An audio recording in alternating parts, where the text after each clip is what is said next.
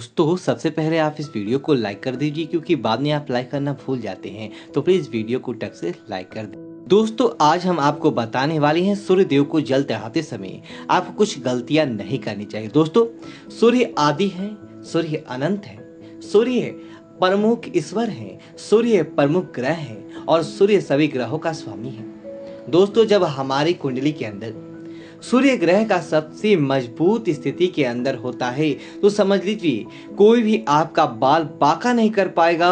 और सूर्य देव की असीम कृपा जब आपके ऊपर होगी तो समझ लीजिए आप प्रकृति साक्षात आपके साथ होगी। प्रकृति की वजह से आप कभी भी पीछे मुड़कर नहीं देखेंगे। निश्चित तौर पर आपकी हर क्षेत्र हर कार्य के अंदर जीत होगी।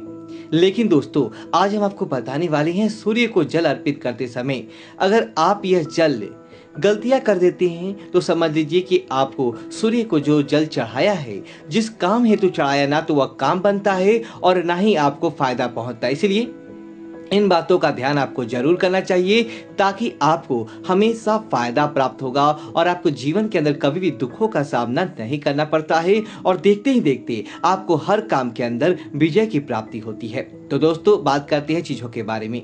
दोस्तों सबसे पहली इस बात का ध्यान रखिए कि सूर्य देव को सुबह 8-9 बजे के बाद जल नहीं चढ़ाना चाहिए।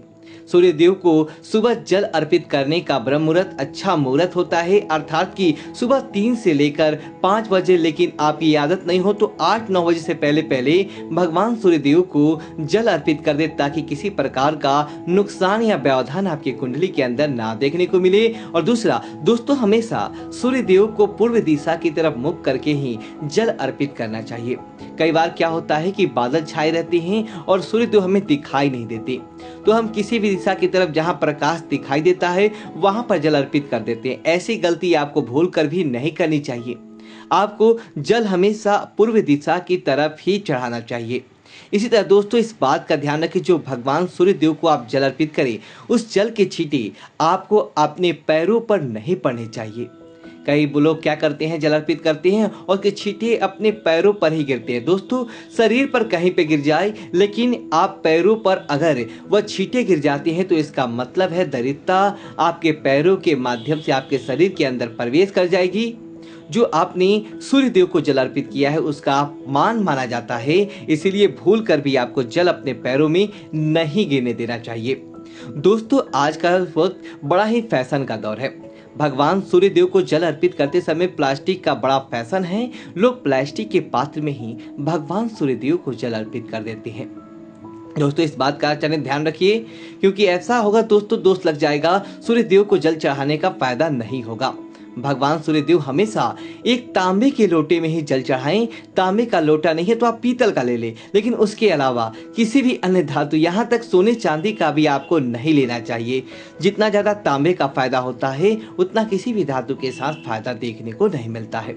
दोस्तों इसी तरह भगवान सूर्य देव को जब आप जल अर्पित करते हैं उस समय इस बात का ध्यान रखना चाहिए बिना स्नान किए सूर्य देव को जल भूल कर भी अर्पित नहीं करें।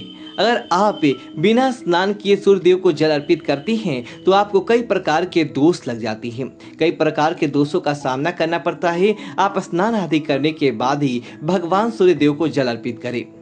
दोस्तों इसी तरह बात ध्यान रखिए जब भी आप सूर्य देव को जल अर्पित करते हैं उस समय आपको काला कपड़ा पहनकर जल अर्पित नहीं करना चाहिए। काला कपड़ा क्या करता है, सूर्य देव की रोशनी को सोखता है, उसके बाद आपके शरीर पर नहीं लगने देता है।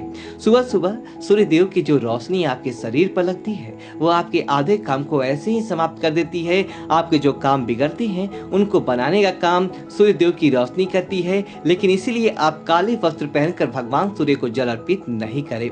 इस तरह आप इस बात का ध्यान रखें कभी भी पैरों के अंदर चप्पल जूते आदि पहनने के बाद सूर्य देव को जल अर्पित नहीं करें। इसे सूर्य देव का अपमान माना जाता है। आप हमेशा पैरों के अंदर कुछ नहीं पहने उसे बाद ही सूर्य देव को जल अर्पित करें।